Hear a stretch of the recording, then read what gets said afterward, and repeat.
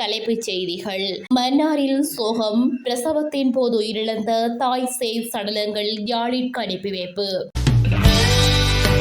சிஐடியில் முன்னிலையானார் பிள்ளையான். தேர்தல் சட்டத்தை மீறி ஆர்ப்பாட்டத்தில் ஈடுபட்ட முன்னாள் அமைச்சர் கைது.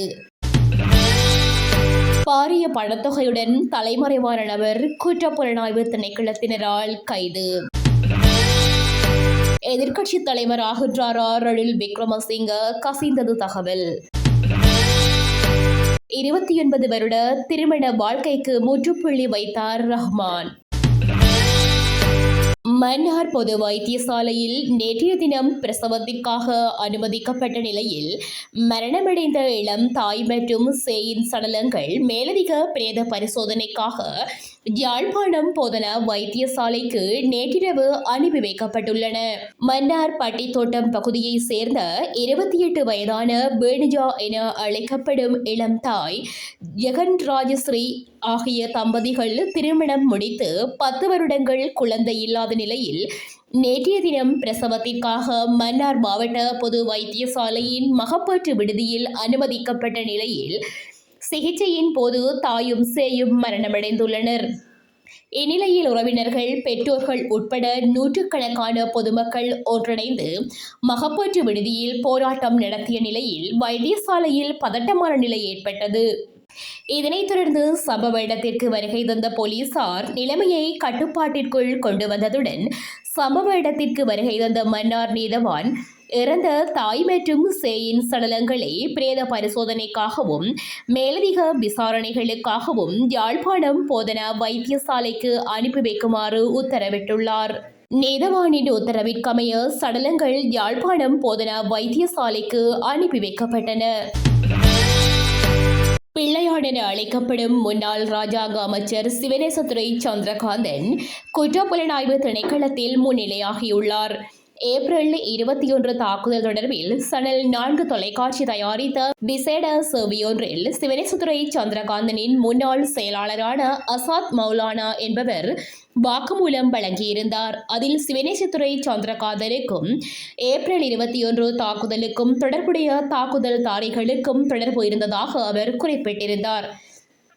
இந்நிலையில் அவர் வெளிப்படுத்திய இந்த விடயம் தொடர்பில் வாக்குமூலம் பெறுவதற்காகவே முன்னாள் ராஜாங்க அமைச்சர் சிவனேசதுரை சந்திரகாந்தன் குற்றப்புலனாய்வு திணைக்களத்திற்கு அழைக்கப்பட்டிருந்த நிலையில் அவர் தற்போது அங்கு முன்னிலையாகியுள்ளார்.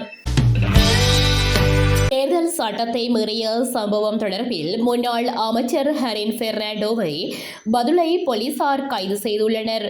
போலீஸ் ஊடக பேச்சாளர் பிரதி போலீஸ் மா அதிபர் நிகால் தல்துவ இதனை உறுதி செய்துள்ளார். கடந்த 11ஆம் திகதி பதுளையில் நடைபெற்ற தேர்தல் பிரச்சாரத்தின் போது போலீசாருடன் இடம்பெற்ற முருகல் நிலை தொடர்பில் வாக்குமூலம் வழங்குவதற்காக ஹரின் பெர்னாண்டோவை இன்று காலை பதுளை போலீசில் ஆஜராகுமாறு அழைக்கப்பட்டிருந்த நிலையில் தற்போது அவர் கைது செய்யப்பட்டுள்ளார். அண்மையில் ஹரின் பெர்னாண்டோ மற்றும் அவரது ஆதரவாளர்கள் பதுளை நகரில் 10ஆம் இலக்கம் கொண்ட சட்டைகளை அணிந்து கொண்டு நடமாடியதால் போலீசாருடன் முருகல் நிலை ஏற்பட்டது. அவர் பாராளுமன்ற தேர்தலில் பதுளை மாவட்டத்தில் புதிய ஜனநாயக முன்னணியின் கீழ் 10ஆம் இலக்கத்தில் போட்டியிட்டிருந்தமை குறிப்பிடத்தக்கது. ஹம்பகா மினுவாங்குடை பிரதேசத்தில் 7.5 கோடி ரூபாவுடன் ஓட்டமெடுத்த வாகன சாரதி நேற்றைய தினம் கைது செய்யப்பட்டுள்ளார். கைது செய்யப்பட்டவர் ஹம்பகா தம்மிட்ட பிரதேசத்தில் வசிக்கும் 35 வயதினையுடையவர் ஆவார். குறித்த நபர் தொடர்பில் மேலும் தெரிய வருகையில் ஹம்பகா மினுவாங்குடை பிரதேசத்தில் உள்ள தனியார் நிறுவனம் ஒன்றில் பணிபுரியும் ஊழியர்கள் கடந்த 18ஆம் திகதியன்று 7.5 கோடி ரூபாய் பெறுமதியான பணத்தை நிறுவனத்திற்கு சொந்தமான வாகனம் ஒன்றில் கொண்டு சென்றிருந்தனர். இதன்போது வாகனத்தின் சாரதியாக கடமையாற்றிய நபரொருவர் ஊழியர்கள் வாகனத்தில் இருந்து இறங்கிய வேளையில் பணத்தினை எடுத்துக்கொண்டு அதே வாகனத்தில் தப்பிச் சென்றிருந்தார். இந்நிலையில் குறித்த வாகனம் ஹம்பகா உக்கல்கொட பிரதேசத்தில் கைவிடப்பட்ட நிலையில் போலீசாரால் கண்டுபிடிக்கப்பட்டிருந்தது. இதனையடுத்து போலீசாரால் மேற்கொள்ளப்பட்ட விசாரணையில் சந்தேக நபரான சாரதி ஹம்பகா ஹடுவன்கஹா பிரதேசத்தில் வைத்து கைது செய்யப்பட்டுள்ளார். முன்னாள் ஜனாதிபதி ரணில் விக்ரமசிங்க புதிய ஜனநாயக முன்னணியின் தேசிய பட்டியலில் இருந்து நாடாளுமன்றத்திற்குள் பிரவேசித்து எதிர்க்கட்சித் தலைவராக பதவியேற்க உள்ளதாக அரசியல் வட்டாரங்கள் தெரிவிக்கின்றன. இதற்கு ஐக்கிய மக்கள் சக்தியிலுள்ள பல உறுப்பினர்கள் ஆதரவளித்துள்ளதாகவும் கூறப்படுகிறது. இந்நிலையில் ஐக்கிய மக்கள் சக்தியில் உள்ள ஒரு குழு ரணில் விக்ரமசிங்கவின் எதிர்க்கட்சி தலைமையின் கீழ் செயற்பட தீர்மானித்துள்ளதாகவும் தெரிவிக்கப்படுகின்றது. அத்தோடு பொதுத் தேர்தலில் புதிய ஜனநாயக முன்னணி வெற்றி பெற்ற தேசிய பட்டியல் ஆசனத்தினூடாக ரணில் நாடாளுமன்றத்திற்குள் பிரவேசிக்க உள்ளதாகவும் தகவல்கள் வெளியாகியுள்ளன. இசை புயல் AR ரஹ்மானை விவாகரத்து செய்வதாக மனைவி சாய்ரா அறிவித்துள்ளமை சினிமா வட்டாரத்தில் பரபரப்பை ஏற்படுத்தியுள்ளது. கடந்த சில காலமாகவே தமிழ் சினிமா தம்பதிகளிடையே விவாகரத்து அதிகரித்து வரும் நிலையில் தற்போது AR ரஹ்மானை விவாகரத்து செய்ய போவதாக அறிவித்துள்ளார். இந்நிலையில் இவர்களின் 29 ஆண்டுகால திருமண வாழ்க்கை முடிவுக்கு வந்துள்ளதாக அவரது வழக்கறிஞர் அதிகாரப்பூர்வ அறிக்கையை வெளியிட்டுள்ளார். ஆஸ்கார் விருது பெற்ற இசையமைப்பாளர் AR ரஹ்மானும் அவரது மனைவி சாய்ராவும் அடுத்த ஆண்டு மார்ச் மாதத்தில் 3 தசாப்த கால திருமண வாழ்க்கையை நிறைவு செய்யவிருந்தனர். ரஹ்மானும் சாய்ராவும் 1995ஆம் ஆண்டு மார்ச் மாதம் சென்னையில் திருமணம் செய்து கொண்டனர்.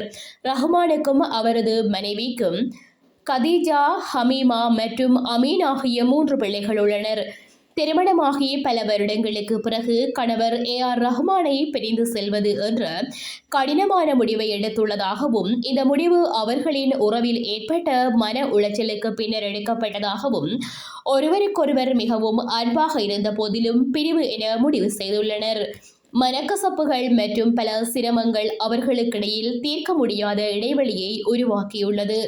மிகுந்த வலி மற்றும் வேதனையால் தான் இந்த முடிவை சாய்ரா எடுத்துள்ளார் என சாய்ராவின் வழக்கறிஞர் கூறியுள்ளார். இத்துடன் செய்திகள் நிறைவடைகின்றன. மேலதிக செய்திகளை www.todayjefna.com என்ற இணையதளத்தில் பார்வையிடலாம்.